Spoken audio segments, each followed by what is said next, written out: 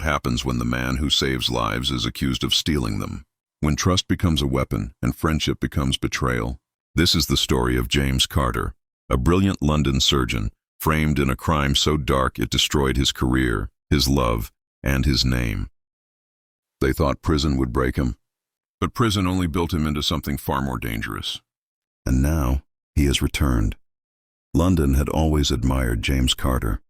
At 35, he was the city's golden surgeon, the man who performed the impossible, the doctor who gave hope where none existed. Newspapers called him the Miracle Hands of London. His name carried weight not just in hospitals, but in the hearts of the people. But behind every success, there are shadows. And James was about to step into the darkest one of his life. It began on a winter evening. The hospital corridors echoed with hurried footsteps as James completed a complex heart surgery that had lasted 12 hours. Exhausted but victorious, he walked out to the waiting family, delivering the words they had prayed for. "She's going to live." Applause filled the air. Another life saved. Another miracle. Among the crowd stood Oliver Gray, James's childhood friend and now one of London's most influential businessmen. With his sharp suits, charming smile, and deep connections in politics, Oliver had always been the opposite of James. Where James healed, Oliver built. Where James sought truth, Oliver sought power. But together, they were inseparable, or so James believed. That night, Oliver invited James to a private celebration. The two men drank wine in Oliver's towering penthouse, the London skyline glittering through the glass walls. Oliver raised his glass. "To you, James, the man who saves lives, the man who makes me believe in heroes." James laughed, unaware of the dagger already pointed at his back. The storm came 2 weeks later. Police raided James's hospital office, tearing apart files, seizing computers. They claimed evidence linked him to an underground network of illegal organ trafficking, selling human organs on the black market. The news spread like wildfire. London's miracle surgeon exposed. James was stunned. "This is insane. I would never..." But the evidence was overwhelming. Bank transfers in his name, recorded phone calls with shadowy figures, emails detailing procedures that never happened. Every piece of it was a lie. But the world didn't care. At his trial, James expected Oliver, his brother in all but blood, to stand by him. Instead, Oliver appeared as a key witness for the prosecution. His testimony was like poison. Calmly, convincingly, Oliver told the court how James had spoken of shortages, how he had hinted at other ways of saving patients, how his desperation might have driven him to crime.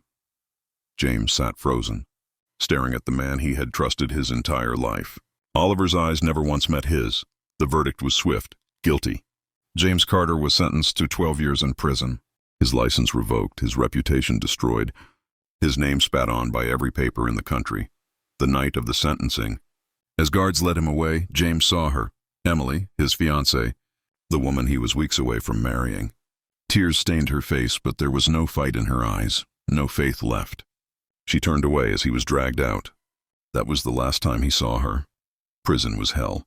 Doctors became demons, patients became predators. The same hands that once saved lives now fought to survive. James was beaten, humiliated, isolated. Guards whispered "organ thief" as they locked his cell. Other inmates mocked him. Some tried to kill him. But prison did not break James Carter. It transformed him. He studied law, memorizing every case of wrongful conviction. He devoured psychology, understanding the minds of manipulators.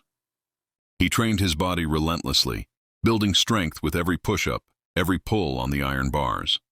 He learned silence, patience, and the art of watching. And every night, he whispered the same name into the darkness: Oliver Gray.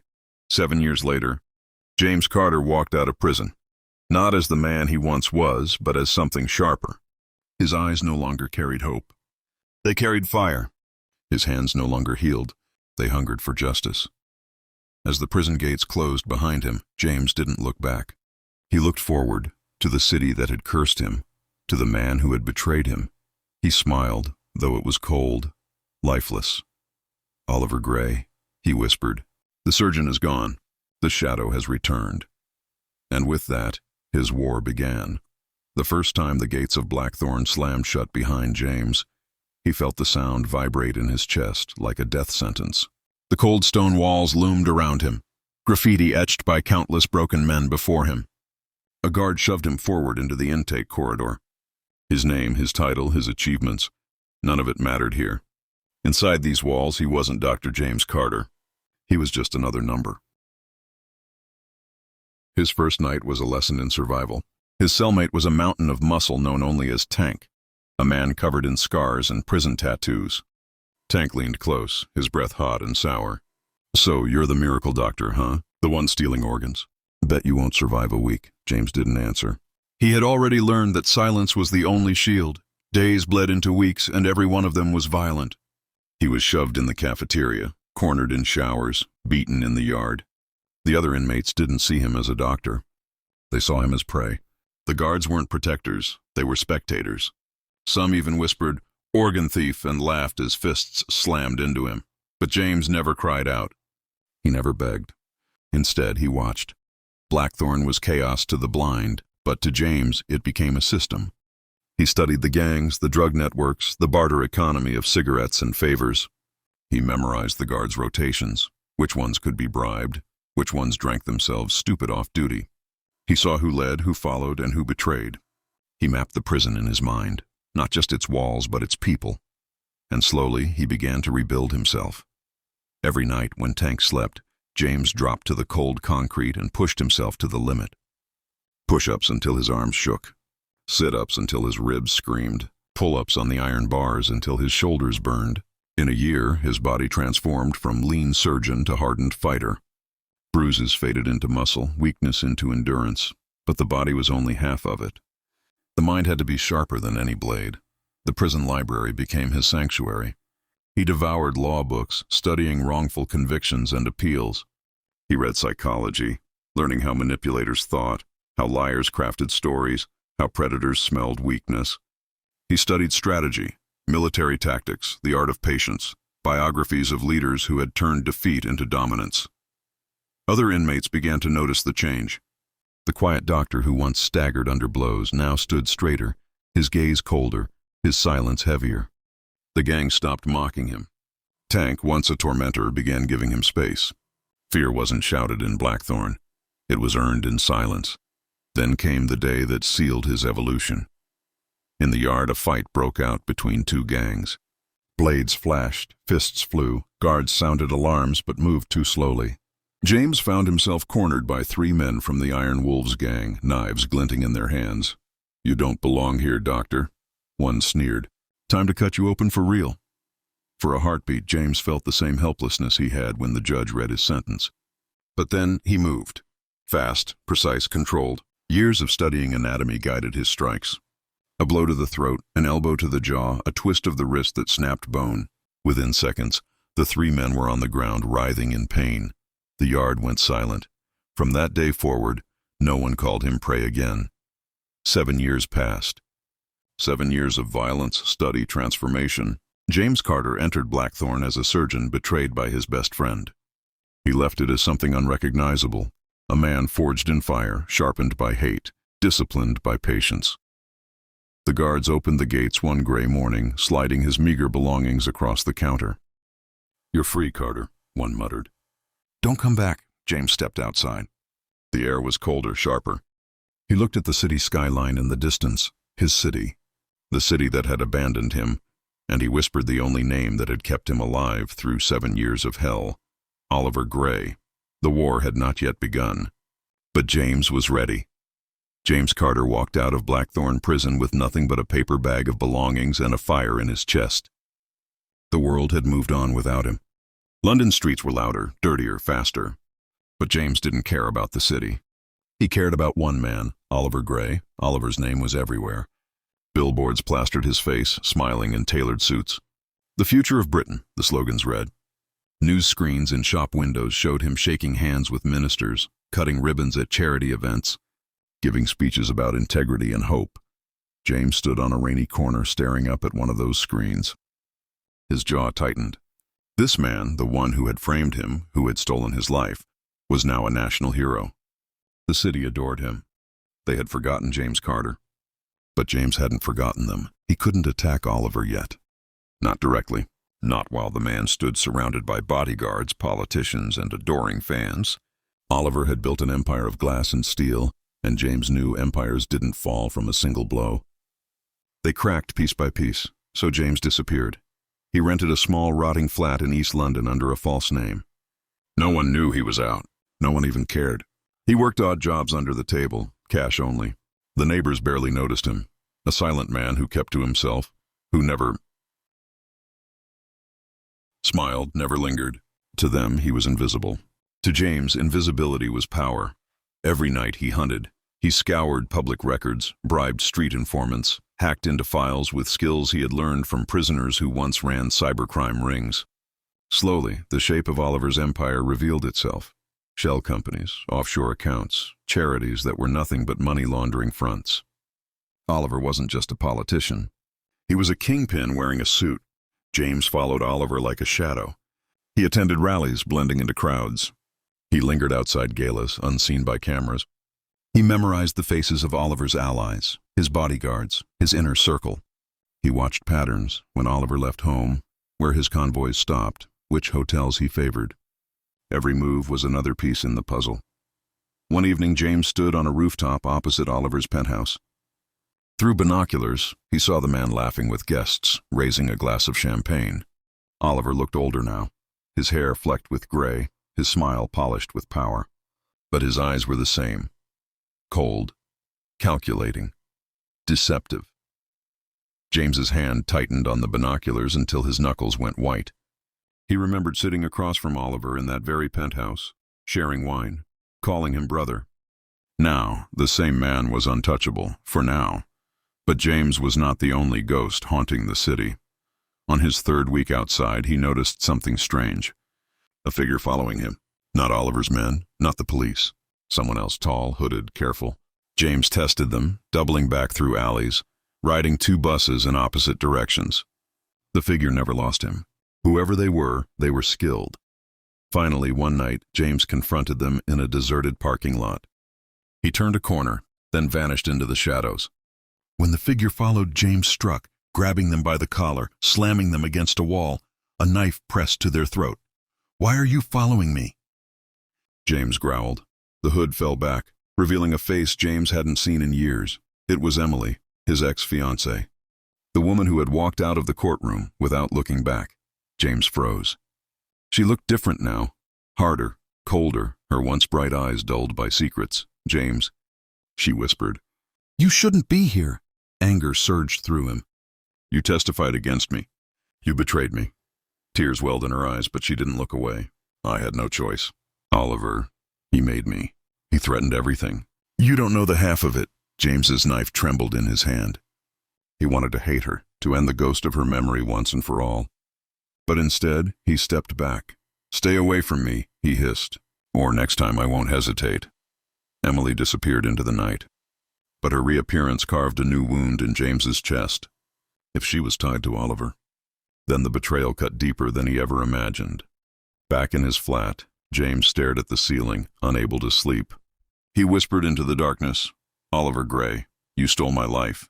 Now I'll steal yours." And the ghost of James Carter sank deeper into the shadows of London, preparing for his first strike. London's financial district glowed like a fortress of glass and steel. Banks, corporate towers, and Oliver Gray's crown jewel, Gray International Holdings, stood tall under the city lights. On paper, it was a clean, prestigious firm. In reality, James knew it was the beating heart of Oliver's empire. Money laundering, black market investments, and political bribes all flowed through its accounts.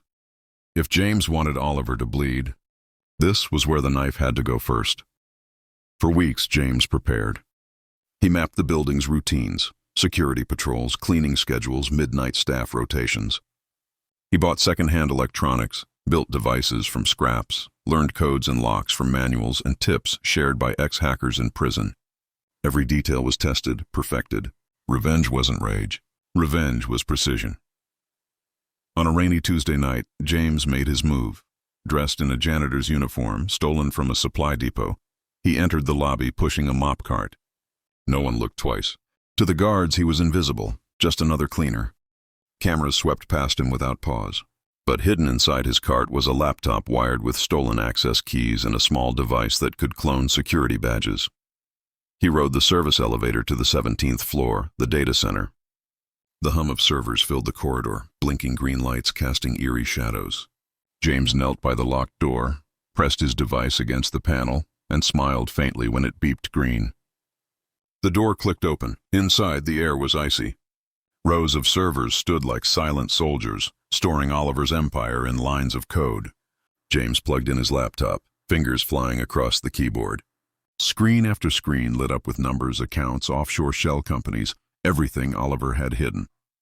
James copied it all, creating a trail of evidence that could one day bring Oliver down.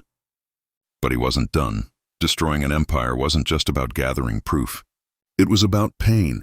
James uploaded a virus, carefully designed to drain funds from Oliver's accounts into dozens of random charities and hospitals across London.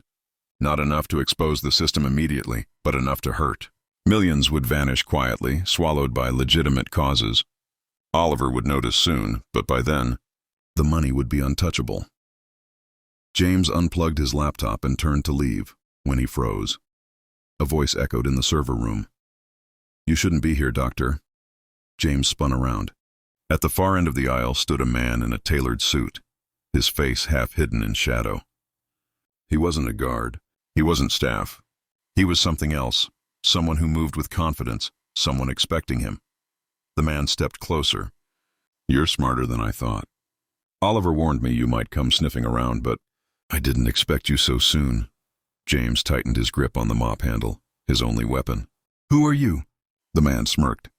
"Call me Harris. I manage Oliver's darker affairs, and you, Carter, are a problem I've been instructed to solve."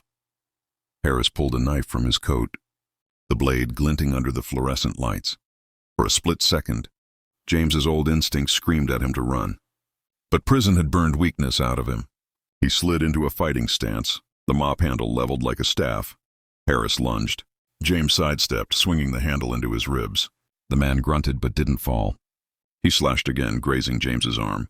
Pain flared, but James pushed through, using the environment to his advantage. He shoved Harris into a server rack, sparks flying as cables tore loose. The knife clattered to the ground.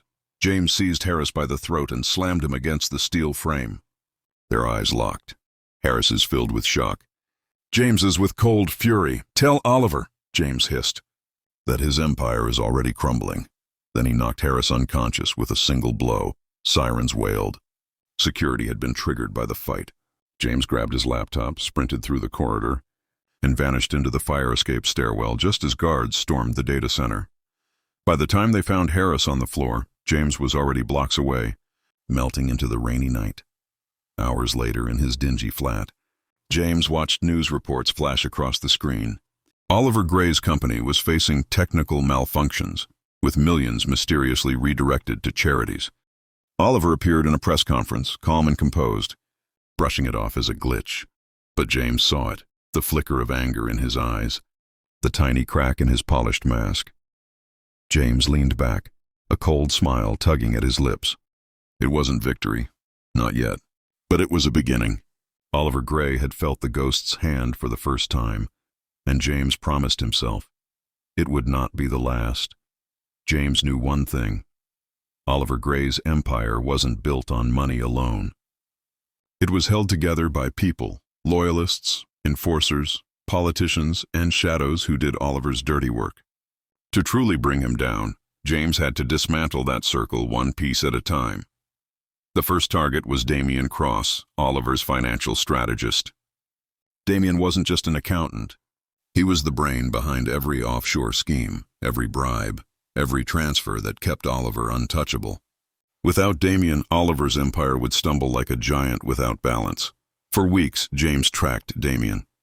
The man lived in a luxury flat in Canary Wharf, drove a black Bentley, and dined only at five-star restaurants. But beneath the polished exterior, James found cracks. Damien had a mistress, a young model who thought she was the only woman in his life. He had debts too, gambling debts, carefully hidden from Oliver. James used both. He first approached the mistress under a false identity, pretending to be a journalist investigating corruption. He hinted that Damien was lying to her, that he was using her as a pawn. The woman, bitter from neglect, opened her doors. Within days, James had access to Damien's private schedules, his weaknesses, his secret accounts. The next move was more direct. One night, James intercepted Damien outside a casino. As Damien fumbled with his keys, James stepped from the shadows, pressing a blade to his ribs. Not a word. James whispered, "Get in the car." Fear froze Damien's veins. He obeyed. James drove him to an abandoned warehouse by the docks. There, under flickering lights, he tied Damien to a chair and placed a stack of documents on the table, printouts of his hidden debts, his secret accounts, photographs of him with his mistress. Damien's face drained of color. "You work for Oliver Gray," James said coldly. "You make his empire untouchable. But now you work for me. Every file, every number, every offshore account. You'll give me everything. Or these secrets go public and Oliver will bury you before you can explain." For the next 2 weeks, Damien became James's silent informant. Through him, James learned the true scope of Oliver's corruption. Drug shipments masked as medical supplies, arms deals routed through fake charities, secret meetings with government officials. Each revelation was another crack in Oliver's fortress. But Oliver wasn't blind. The second ally James went after was Victor Hale, Oliver's enforcer, a man whispered about in London's underworld. Victor wasn't just muscle. He was a legend. Stories of his brutality filled the city's darkest corners. If someone crossed Oliver, Victor made them disappear. James couldn't bribe Victor. He couldn't blackmail him. He had to outplay him. It began with whispers in the underworld. James spread rumors through petty criminals and street dealers. Rumors that Victor was skimming money off Oliver's shipments, that he had begun building his own side business. The whispers spread like fire, carefully fanned by James until they reached Oliver's ears. Within a week, paranoia poisoned Oliver's circle. Victor was summoned to Oliver's penthouse, questioned, tested. James watched from across the street through a sniper's scope, not to pull the trigger, but to observe the cracks deepen. Oliver still trusted Victor, for now, but doubt had been planted, and doubt, James knew, was deadlier than any bullet. The final move in breaking the circle came through politics. Oliver's most loyal ally in government was Senator Richard Lang, a man who had risen from obscurity thanks to Oliver's money. Lang provided protection, passing laws and blocking investigations that could have ruined Gray International. Without him, Oliver would lose his shield in Parliament. James didn't confront Lang directly. Instead, he leaked Damien's files to a group of investigative journalists under an anonymous identity. Within days, headlines screamed of Lang's corruption, his secret offshore accounts, his luxury properties in Dubai. The senator's career went up in flames. Oliver's circle was unraveling. Damien was compromised. Victor was distrusted. Lang was destroyed. The empire was bleeding from within, its allies turning to liabilities. But James also knew this was just the beginning. Oliver was cunning, and a wounded predator was more dangerous than a strong one. The strikes had drawn his attention. Soon, Oliver would start hunting the ghost haunting his empire. In his dark flat, James pinned photographs to the wall. Oliver at a gala, Damien at his desk, Victor in the shadows, Lang at a podium. Red lines connected them all, forming a map of betrayal. James stepped back, studying his work. One by one, the circle was breaking. And when it broke completely, Oliver Gray would stand alone. James had built his revenge on patience, but patience cracked the night he saw Emily again. He hadn't expected her return in that dark alley weeks ago, nor the fire it had reignited inside him. She was supposed to be gone, erased from his life the moment she chose Oliver's lies over his truth. But now her shadow haunted him almost as much as Oliver's. For days, James followed her in silence. He tracked her movements through London, the art galleries she visited, the charity events she attended, the restaurants where she dined with friends. Outwardly, Emily lived the life of a socialite.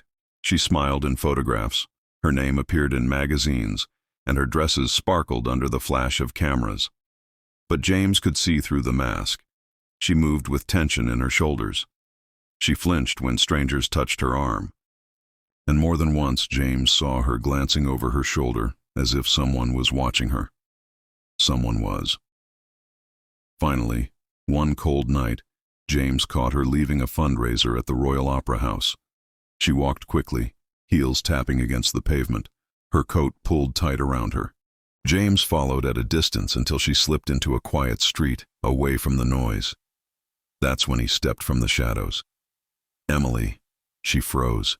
Her purse slipped from her hand, scattering cosmetics across the ground. Slowly, she turned. Her face was pale in the moonlight. "James," she whispered. "Why are you here?" His eyes were cold. "You already know why." Her breath shook. "You shouldn't be near me. If Oliver finds out—" James stepped closer, his voice like a blade. "You mean when Oliver finds out? You're still with him, aren't you? After everything he did to me?" Tears welled in her eyes, but she didn't deny it. "It's not that simple." James's anger boiled. "You testified against me, Emily. You told the court I was guilty. You destroyed me. And for what? For him?" Her voice cracked. "He threatened me, James. He had evidence. He said if I didn't stand against you, he would destroy my family. My father's company, my mother's health treatments, everything." "I didn't have a choice." James grabbed her wrist, pulling her close. "There's always a choice." For a moment, silence stretched between them, broken only by the distant hum of traffic. Her tears glistened, and for a fleeting second, James almost believed her. The Emily he had loved, gentle, kind, loyal, flickered in her eyes, but then she whispered something that shattered that illusion. "James, you can't win. Oliver is too powerful. He'll kill you. Please, stop this before it's too late." It wasn't fear in her voice. It was loyalty. James let her wrist go, his face turning to stone. "You still love him?" Emily looked away, shame and something else, something like guilt, crossing her face. "I can't undo what I did. I can only survive it." He stepped back into the shadows, his heart colder than it had ever been. "Then survive him, Emily. Because when I'm done, there will be nothing left of Oliver Gray for you to love." And with that, he disappeared into the night, leaving her trembling on the street. The next days were war inside James's mind. He wanted to believe Emily's story, that she had been a victim too. But every fact he uncovered told him otherwise. Damian Cross, his reluctant informant, confirmed it. He showed James records of payments, money funneled from Oliver's accounts directly into Emily's father's company. Not threats, not coercion. Payments, rewards. Emily hadn't just betrayed him out of fear. She had profited. The realization hit James harder than prison bars ever had. He had built his revenge on the belief that Oliver alone had destroyed him. But now he saw it clearly. Emily had been part of it from the beginning. Her testimony hadn't just sealed his fate. It had been bought. Rage consumed him. One night, James returned to his flat and tore the photographs from his wall, smashing a bottle against the floor. For hours, he sat in the dark, his breathing ragged, his mind replaying every smile, every kiss, every promise Emily had ever given him. All of it had been a lie. And yet, another thought gnawed at him. If Emily was lying, why had she cried that night? Why had she warned him about Oliver? Why did her voice tremble with something that sounded like regret? Could it be possible that she had once loved him, but had chosen survival over loyalty? Or was that just another mask? James didn't know, and he hated himself for still wondering. But one thing was certain. Love was gone. Only betrayal remained. From that night forward, James stopped calling Oliver his only enemy. He added another name to his list, Emily. And in the quiet of his flat, James whispered the vow that chilled even his own blood. Betrayal has no forgiveness, and you will pay. James thought he had already swallowed the worst betrayals life could offer. Oliver, his brother-in-arms, had framed him. Emily, the woman he once planned to marry, had stood against him in court. Their knives had cut deep. But James believed his family, his own blood, had been untouched by corruption. He was wrong. It started with a file Damian Cross delivered one rainy night. The accountant was pale, sweat dripping down his forehead as he slid a folder across the table in James's flat. I shouldn't even have this, Damien whispered, his voice shaking. If Oliver finds out, he'll have me killed. James flipped through the papers. Bank transfers, emails, signatures. His eyes froze on a name at the bottom of the page. Thomas Carter. His father. James's throat tightened. What is this? Damien licked his lips. Your father, he was paid, years ago, to give testimony against you. Not in court, but behind closed doors.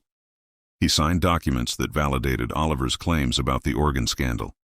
He vouched for evidence he knew was false. Without him, the prosecution would have collapsed. James's hand shook. He wanted to deny it, to call Damien a liar. But the signatures on the page were undeniable. His father's handwriting, precise, sharp, impossible to fake. Damien leaned forward, his eyes darting nervously around the dim room. Your father took the money to save the family estate. Oliver dangled debts, taxes, threats of foreclosure. He offered a way out, and your father chose his land over his son. James said nothing. He simply closed the file and stared into the darkness. 2 nights later, James drove out of London for the first time since his release. The countryside roads wound through fog and silence, leading him back to the Carter estate, a sprawling manor house surrounded by dying trees. He hadn't seen it in 7 years. It looked smaller now, emptier, a hollow echo of the home he remembered. Thomas Carter was waiting on the porch. He was older, frailer, but his eyes, cold, prideful, were unchanged. James, his father said, his voice flat. You shouldn't have come. James climbed the steps slowly. You betrayed me. Thomas's jaw tightened, but he didn't deny it. I did what I had to do. The estate was drowning. The NKs were circling. Oliver offered a lifeline. If I refused, your mother would have lost everything. James's voice shook with fury. So you sacrificed me instead? Thomas's eyes flashed. You were strong. You could survive prison, but this family, this land, it could not survive without Oliver's money. Sometimes, James, a man must choose the greater good. James stepped closer, his fists clenched. The greater good? You let them destroy me. You let them bury me alive. Thomas's expression hardened, but his voice faltered. You were always too righteous, James, too stubborn. You thought the world was fair. I knew better. Oliver knew better. That's why he wins. For the first time, James saw his father clearly, not as a proud patriarch, but as a coward dressed in tradition. The estate, the land, the Carter name, they had been worth more to him than his own son. James's voice dropped to a whisper. You're no father of mine.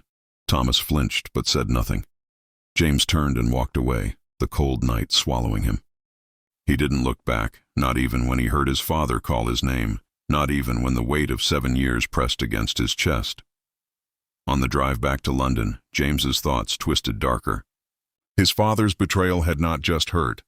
It had changed the very shape of his revenge. Oliver was not just a corrupt friend. He had been aided, empowered, legitimized by those closest to James. Emily, his father, maybe others. How deep did the betrayal go? How many of those he trusted had sold pieces of him to Oliver? Back in his flat, James stared at the photographs on his wall. He tore down Oliver's smiling face, pinning his father's picture beside Emily's. The web of red strings grew thicker, messier. His enemies were no longer just Oliver's circle. They were his own blood. For hours he sat in silence, listening to the rain against the window, his thoughts spiraling. Revenge had always felt like justice, but now it felt like something else, something darker. And yet beneath the pain, his resolve hardened.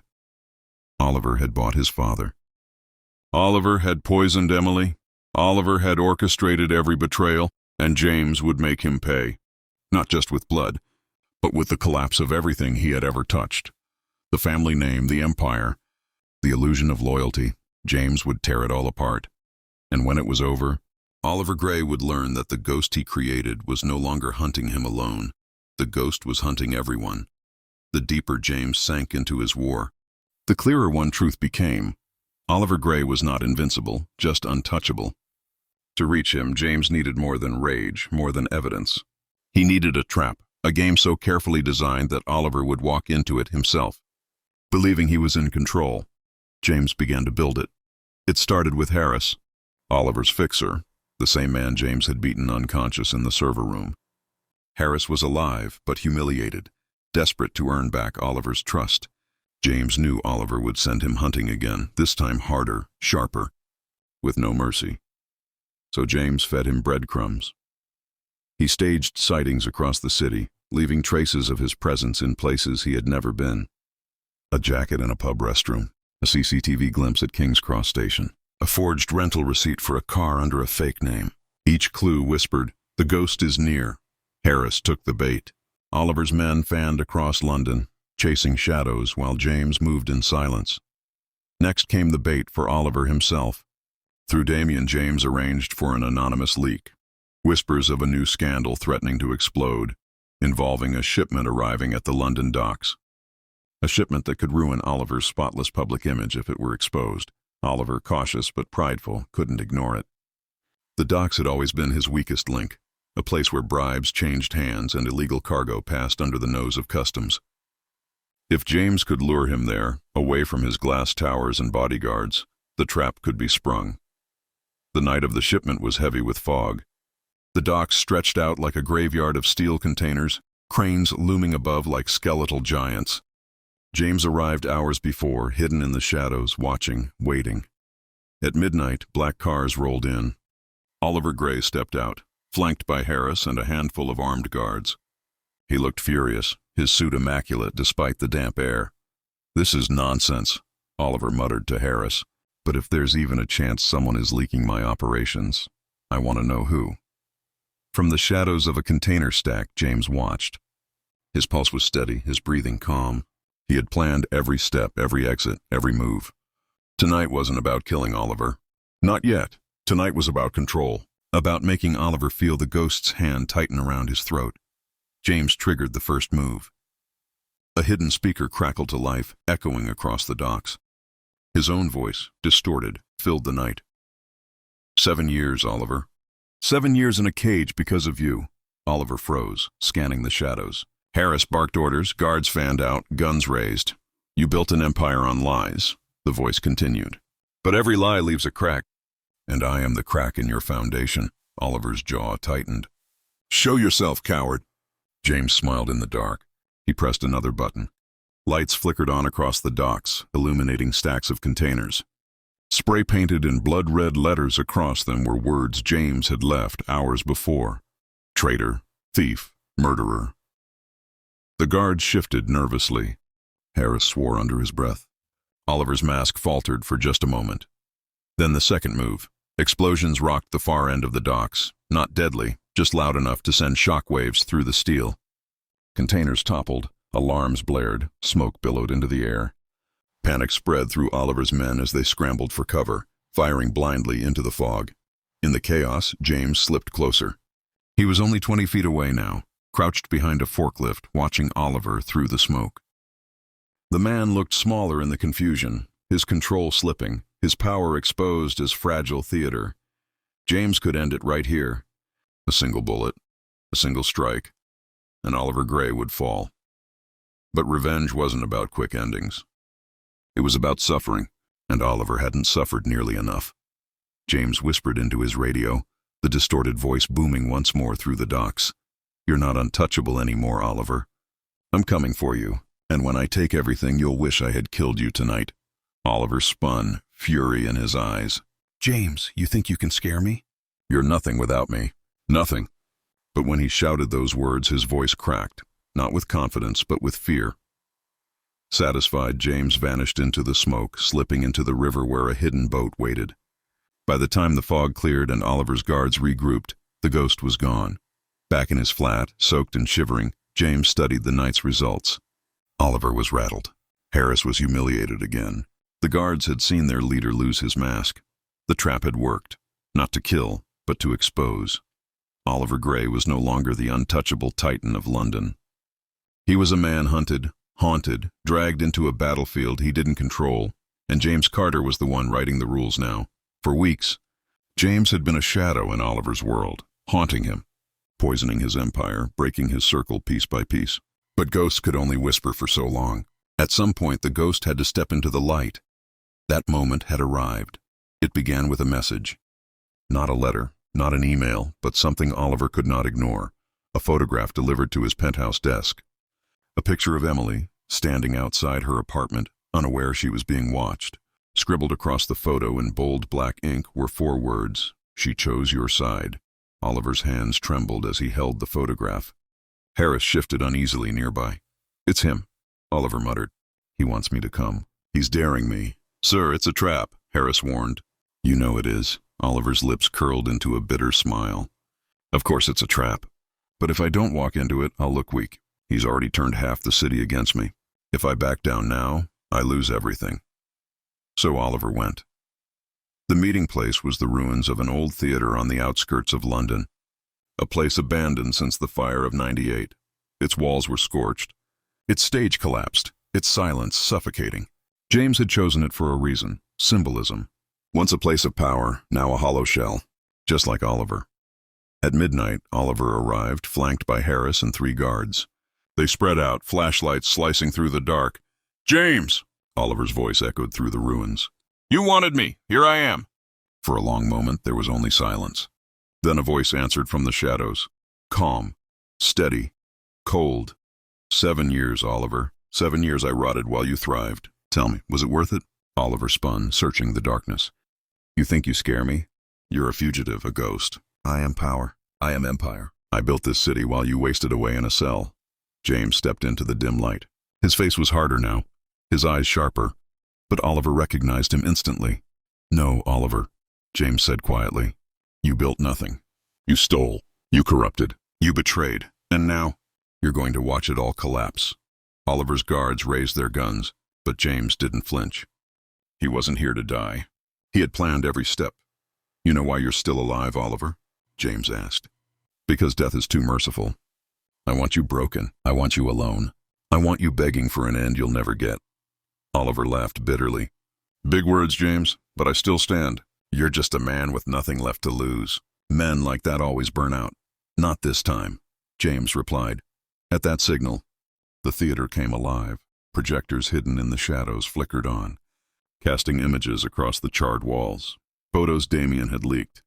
Documents of bribes, videos of Oliver's crimes, even recordings of Senator Lang's downfall. The guards froze, stunned. Harris cursed under his breath. James's voice thundered as the evidence played. This is your empire, Oliver. Lies, blood, corruption, and the world will see it all. Oliver's mask finally cracked. His eyes widened as he realized the scale of what James had collected. No, you wouldn't. James stepped closer, his voice a whisper now. I already have. Oliver lunged forward, fury consuming him, but Harris held him back. The once calm Titan now looked like a desperate man clawing at shadows. You can't destroy me, Oliver spat. I am the system. I am the law. For every ally I lose, there are 10 more waiting. You can't win, James. James's eyes narrowed. Maybe not today, maybe not tomorrow, but every empire falls, and yours will burn faster than most. For a long moment, they stood face to face, the betrayer and the betrayed, the empire and the ghost. Finally, James stepped back into the shadows. Enjoy your last days as king, Oliver, because soon you'll be nothing but another ghost in the ruins. And with that, he was gone. Oliver stood trembling in the theater, the echoes of James's words hanging heavy in the air. For the first time in his life, the great Oliver Gray felt something he could not control. Fear. The trap had rattled Oliver. The confrontation had exposed him. But James knew one truth. Until Oliver Gray was utterly broken, his revenge would remain unfinished. This was the end game. For weeks after the theater encounter, London pulsed with whispers. Media outlets received leaks of documents exposing Gray International's corruption. Politicians scrambled to distance themselves from Oliver. Business partners pulled out of deals. His empire, once untouchable, began to collapse like a tower of cards. But Oliver was not a man who surrendered. No, cornered animals fought hardest. He lashed out. Journalists disappeared. Whistleblowers were silenced. And soon, James himself became the ultimate target. One rainy night, Harris and a squad of mercenaries stormed James's safe house. Bullets tore through the walls. Flashbangs lit the room like fire. But James was ready. He slipped through hidden exits, using the chaos to draw his hunters into a maze of alleyways. One by one, he dismantled them, silent and brutal, until only Harris remained, bleeding, crawling, begging for mercy. James stood over him, blade in hand.